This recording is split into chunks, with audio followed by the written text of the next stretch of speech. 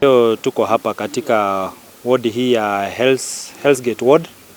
Sehemu hii ya barabara inaitwa Musaka Road na tuko katika Musaka Bridge ambalo ni daraja liliweza kuporomoshwa na maji wakati tulikuwa na mvua kubwa zaidi wakati wa msimu wa mvua, na tukaweza kuja na tukaona madhara ambayo yalifanyika hapa. Na usema kweli barabara hii it's quite busy. Kuna magari mengi sana ambayo yanatupitia ruti hii.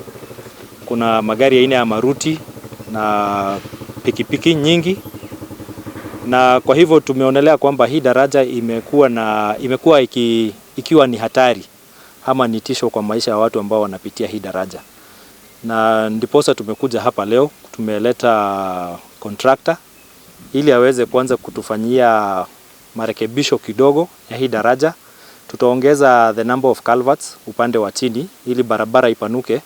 Tukisubiri kufanya a bigger bridge, tutafanya box culvert kabla ya mwisho wa mwaka huu. Tukiweza kufanya procurement, tukiwa budget yetu kishakuwa approved, tutaweza kufanya box culvert hapa kwa sababu Musaka Bridge ilibebwa na maji wakati wa mvua na ikawa ni tisho kwa wenye wanatumia hii barabara. Musaka Road is a very busy road. Inakuanga na magari mingi sana. Hata wakati tumesimama hapa nadhani mnaona magari yenye inapita. Especially the 7-seater maruti. Ambazo hizi magari ziko chini.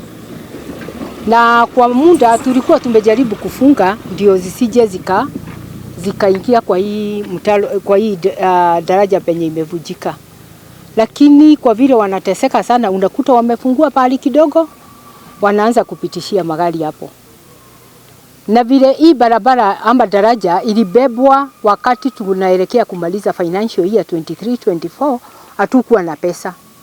So ilibidi tugojee sasa tupitishe budget ya 24-25 ndio tupate pesa ya kujenga hii daraja. Tunashukuru na tunasema sisi tutawapea ample time ndio watufanyie hiyo kazi, ndio at least hata hizi maboda zetu tuache kupeleka. Tumeenda garage sana, mashokonsuba nini na mambavu zimetuuma sana, ni vile wengine hawawezi sema, na tunashukuru sana. Hata hii daraja itafunguliwa au itatengenezwa, tutafurahia kwa sababu tutarudisha ile hasara tulikuwa tunaenda kwa